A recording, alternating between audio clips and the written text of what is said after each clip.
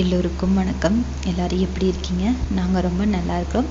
இன்றைக்கி ஒரு evening vlog தான் பார்க்க போகிறோம். அது மட்டும் இல்லை, ஒரு புது ரெசிபி வந்து ட்ரை பண்ணியிருக்கிறேன். அதையும் வந்து உங்கள் கூட ஷேர் பண்ணிக்கிறேன். வாங்க வீடியோக்குள்ளே போகலாம்.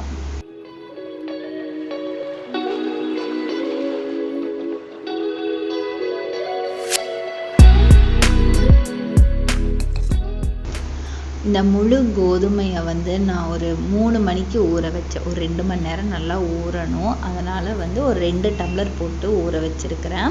அது பார்த்திங்கன்னா ஒரு 5 மணிக்கு வந்து நான் இதை வந்து கிரைண்டரில் போட்டு ஆட்டுவோம் அப்படின்னு சொல்லிட்டு ஃபர்ஸ்ட்டு முழுசாக போட்டால் வந்து அவ்வளோக்கா வந்து அரையாது. அதனால் வந்து கொஞ்சம் மிக்சியில் போட்டு ஒரு ஒன்றும் பாதியாக வந்து நல்லா ஓட்டி எடுத்து தனியாக ஒரு பாத்திரத்தில் எடுத்து வச்சுக்கிறேன். இதை வந்து நம்ம வந்து கிரைண்டரில் சேர்த்துக்கலாம்.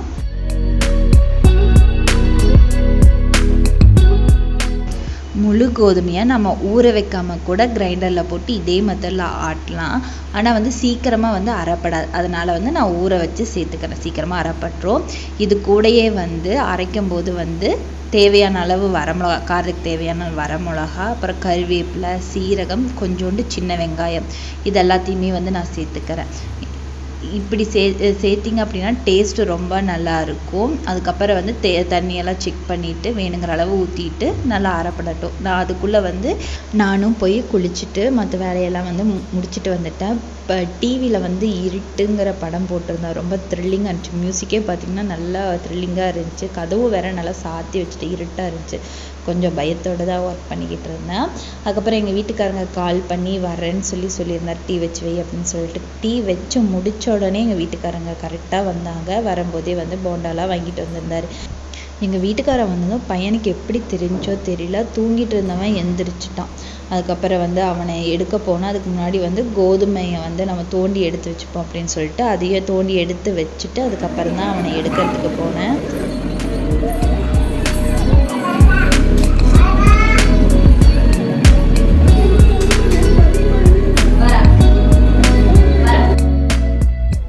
பையனை எடுத்த உடனே 5 நிமிஷம் வந்து வீட்டுக்காரங்க கையில் வச்சுட்டு அதுக்கப்புறம் லேட் ஆயிடுச்சு அப்படின்னு சொல்லிட்டு கிளம்பி போயிட்டாரு. வந்தது ஒரு 10 நிமிஷம் தான் இருந்திருப்பாரு. அதுக்கப்புறம் கிளம்பிட்டார். எதுக்கு தான் வந்தீங்க அப்படின்னு சொல்லி கேட்டதுக்கு நைட்டு வரதுக்கு ரொம்ப லேட் ஆகும், அதனால் வந்து இப்போ வந்துட்டு போகிறேன் அப்படின்னு சொல்லிட்டு கிளம்பிட்டாரு.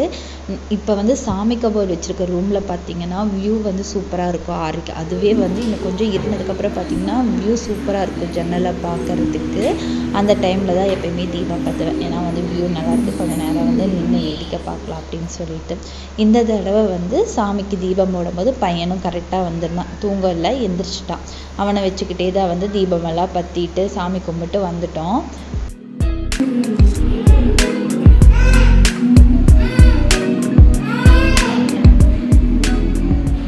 கொஞ்ச நேரம் வந்து வெளியே நின்றுட்டு இருந்தோம். ஒரு 1/2 hour வந்து நின்றுட்டு இருந்தோம். வந்து குக் பண்ணுறதுக்கே மனசில் நம்ம ஒருத்தருக்கு தானே பண்ணணும் அப்படின்னு சொல்லிட்டு. அதுக்கப்புறம் தான் வந்து வெங்காயம் நறுக்கி போட்டேன். கொஞ்சம் நிறையாவே வந்து நறுக்கி போட்டிருந்தேன். கூடவே வந்து கருவேப்பிலையும் பொடி பொடியாக நறுக்கி சேர்த்துக்கிட்டு தேவையான அளவு உப்பு. இந்த உப்பு வந்து நம்ம கிரைண்டரில் ஆட்டும் போதே வந்து சேர்த்துக்கலாம். நான் மறந்துட்டேன், அதனால் வந்து இப்போ ஆட் பண்ணிக்கிறேன். இது கூடவே வந்து பெருங்காயத்தூள் சேர்த்து நல்லா வந்து மிக்ஸ் பண்ணி ஒரு 1/2 hour இல்லை 1 hour வந்து அப்படியே விட்டுறணும். அப்போ தான் வந்து டேஸ்ட்டு சூப்பராக இருக்கும். நான் அப்போவே சுடுறதுக்கு ஆரம்பிச்சிட்டேன். ஏன்னா வந்து ரொட்டி சுட்டோம் அப்படின்னா ஒரு மணி நேரத்துக்கிட்ட பக்கம் ஆகும்.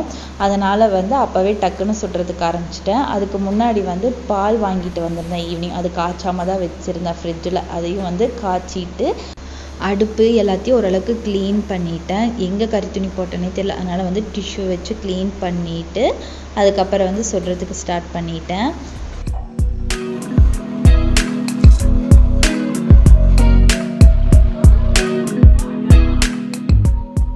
பாத்திரம் எல்லாமே கழுவிட்டேன். ஆனால் வந்து கிரைண்டரை வந்து கழுவில. அதனால் வந்து கிரைண்டரு கொஞ்சம் தண்ணி தெளிச்சுட்டு ஊறட்டும் அப்படின்னு சொல்லிட்டு அதுக்கப்புறம் வந்து ரொட்டி சுடுறதுக்கு ஸ்டார்ட் பண்ணிட்டேன். தோசைக்கல் வந்து அடுப்பில் வச்சுட்டு கொஞ்சம் சூடானதுக்கப்புறம் 1 ஸ்பூன் இல்லை 2 ஸ்பூன் எண்ணெய் ஊற்றிக்கங்க. அதுக்கப்புறம் வந்து நம்ம மிக்ஸ் பண்ணி வச்சுருக்கிற மாவையும் அது கூட ஆட் பண்ணிவிட்டு கையில் கொஞ்சமாக தண்ணியெல்லாம் தொட்டு நல்லா வந்து ஸ்ப்ரெட் பண்ணி விட்டுக்கோங்க தோசைக்கல்ல. எந்த அளவுக்கு வந்து உங்களுக்கு பெருசாக வேணுமோ அந்த அளவுக்கு பெருசாக சுட்டுக்கோங்க. இதே வந்து நம்ம லேசாக சுட்டோம் அப்படின்னா ரொம்ப நல்லாயிருக்கும். நான் கொஞ்சம் மொந்தமாக தான் சுட்டேன், ஏன்னா வந்து எங்கள் வீட்டுக்காரர் வரைக்கும் லேட் ஆகும். அதே வந்து லேசாக சுட்டு வச்சோம் அப்படின்னா வந்து மொறு மொறுன்னு இருக்கும், சாப்பிடும்போது ஒரு மாதிரி இருக்கும். அதுவே வந்து மெது இருந்துச்சுன்னா நல்லா இருக்கும் லேட் டைமில் சாப்பிட்றதுக்கு அப்படின்னு சொல்லிட்டு ஓரளவுக்கு மொத்தமாக தான் சுட்டு வச்சுருந்தேன்.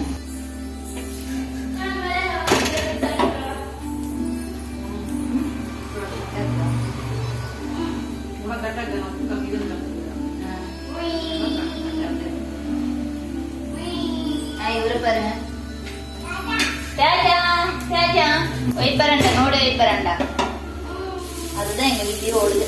ஆனா யார் பாக்குறாங்கன்னு தெரிய மாட்டேங்குது. செவரெல்லாம் பாக்குது. இங்க கிட்டத்திலே இந்தா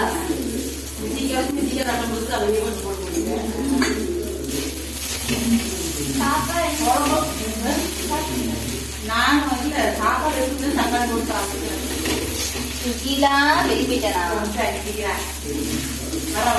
ரொட்டி சுட்டுட்டு இருக்கும்போதே ஜன்னலில் வந்து பக்கத்து வீட்டு அம்மா பேசிகிட்டு இருந்தாங்க. அவங்களுக்கு வந்து ரொட்டி எப்படி இருக்குன்னு டேஸ்ட்டு கொடுத்துருந்தேன். அவங்களும் சாப்பிட்டு நல்லா இருக்குன்னு சொன்னாங்க.